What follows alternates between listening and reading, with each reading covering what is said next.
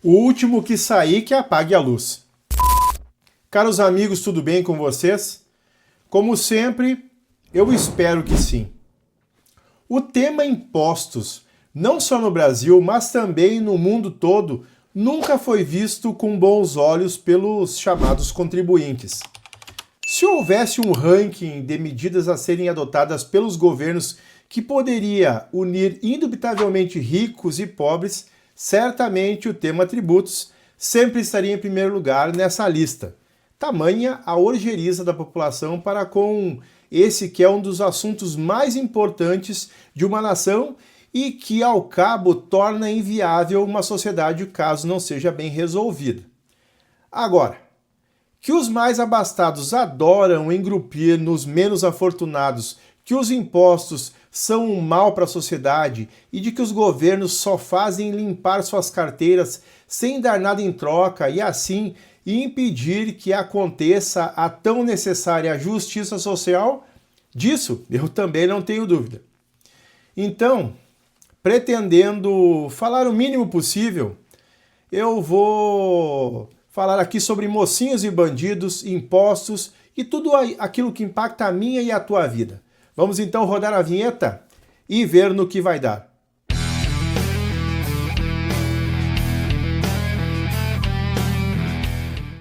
Como sempre, ouço dizer que para que um filme tenha sucesso, basta um roteiro simples, com um tema de momento e personagens certos. Na vida real não é diferente.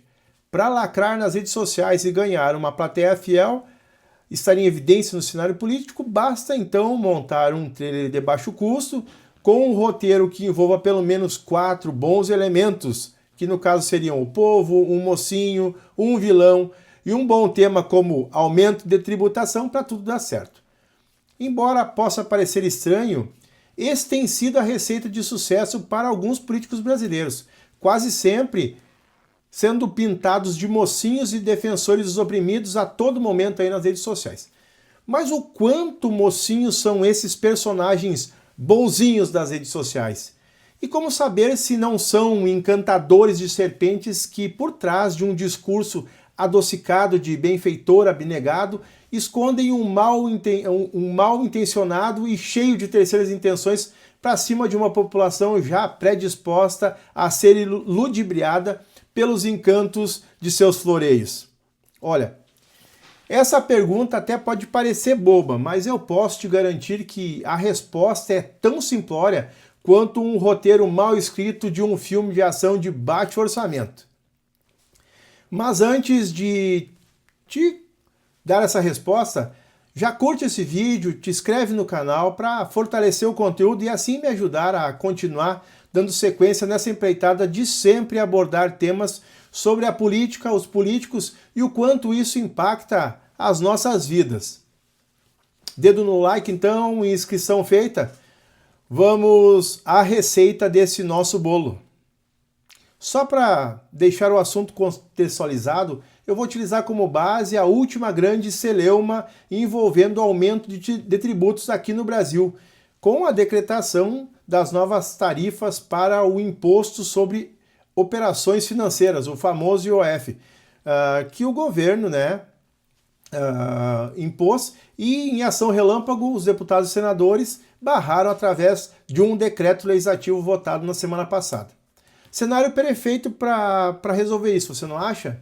Foi começar o barulho e a cavalaria chegou. E assim surgiram heróis para todos os lados, salvando os frascos e comprimidos. Mas não é bem assim. Segundo vem sendo propagado por alguns líderes políticos, as medidas adotadas pelo Congresso visavam, então, sobretudo, impedir mais uma emboscada confiscatória preparada pelo governo aos contribuintes já cansados de serem o banco para pagar as contas envolvendo as faltas de controle nos gastos públicos. Mas uma forma confiável de descobrir em quem confiar nessas situações é bastante interessante analisarmos os estereótipos dos bandidos e dos mocinhos e assim verificar quem são esses personagens que estão envolvidos, distante de paixões e gostos político-partidários, tá? Vamos usar a razão. Então, para análise fria dos fatos, Vamos lembrar que aqueles que são defensores do IOF, da redução do IOF, argumentam que a anulação foi necessária em razão do perigo da elevação dos valores de contratação de empréstimo, que poderia impactar a vida da população. Eu e você poderíamos ter problemas nos empréstimos que viéssemos a contrair. Um exemplo disso, então, obviamente, é de que possivelmente poderia ser facilmente verificado numa situação de empréstimo onde uma pessoa tomaria 5 mil emprestado com pagamentos em 12 parcelas e que sob esse valor incidiria uma taxa de IOF que estaria em torno de R$ 170.